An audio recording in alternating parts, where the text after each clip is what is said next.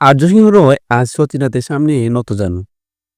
যিনি কেঁদে কেঁদে মিনতি করেছেন, দয়া করে আমার অপুকে ফিরিয়ে দিন। কিন্তু ঠিক সেই মুহূর্তে আশা এক ভয়ঙ্কর দুঃখ স্বপ্নে পরিণত হলো।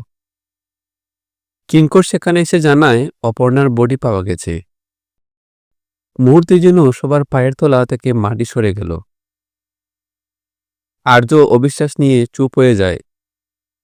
সুমি পাগলের মতো চিৎকার করে, আমার মেয়ের কিছু হয়নি, সব মিথ্যা। অন্যদিকে রাজলক্ষ্মী ফিসফিস করে বলেন, এ যেন আর্যর জীবনে সেই অভিশাপের পুনরাবৃত্তি। সুখে পাগল হয়ে সুমি ছুটে যায় তারা সুন্দরী মায়ের কাছে।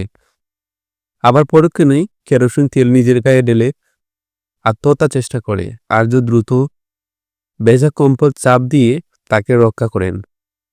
এত কিছুর দখল নিতে না পেরে সতীনাথ বুকে ব্যথা নিয়ে অজ্ঞান হয়ে মাটিতে লুটিয়ে পড়েন।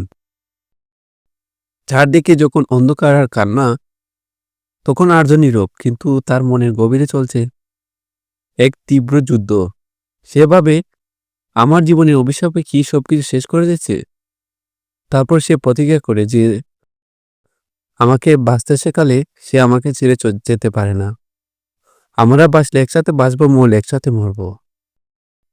অপর্ণা কি সত্যি নেই, নাকি আর্য তার মনের জোর দিয়ে এই অভিশাপকে হার মানাতে পারবে? আমাদের সিরিয়াল জুন বয়েস চ্যানেলের চিরদিনই তুমি যে আমার সবার আগে আপডেট পেতে চ্যানেলটি সাবস্ক্রাইব করে রাখুন।